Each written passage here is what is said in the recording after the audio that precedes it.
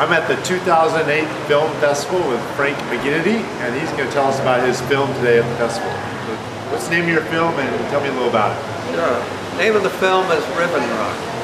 It's a film about Stanley McCormick, who was the son of Cyrus McCormick, who invented the reaper back in 1840. Stanley came out here probably around 1900, and about 1904 he was stricken with schizophrenia, and he was confined to Ribbon Rock, which is 87 acres in Montecito, for the rest of his life. He was there 40 years. And this film talks about Stanley and also his theater. This is where I lived. And the theater was Stanley's private theater. And he would come over 3 times a week with his caregivers to show films in the theater. So when you bought your home in Ribbon Rock, did you know about all the history involved with the theater?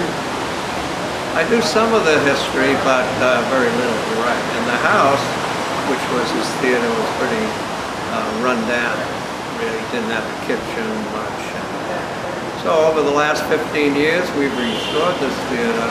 At the same time, have gotten much more into the history of Ribbon Rock and, of course, Stanley McCormick. It's a very fascinating sense that Stanley, despite his affliction, was able to build out Ribbon Rock, landscape it. He kept people employed during the Depression. At one time, he had close to 70 people working for him. So it's fascinating. A sidebar on this is Stanley, because of his affliction, they put sprinklers in the trees. They put sprinklers in the trees. And they would turn the sprinklers on when Stanley had a particularly bad day. And that allowed to calm Stanley down. So how does your Ribbon Rock story relate to the T.C. Boyle book that's out now? Well, that's about how we got into it.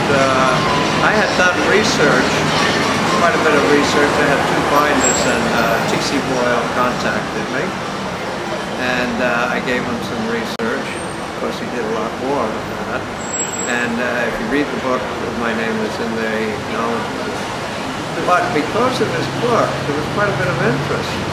And so I said to my son one day, I said, Tim, why don't you come up here with your camera, and I'll write a little script, and then you can come along and do a little film for our guests that come up here.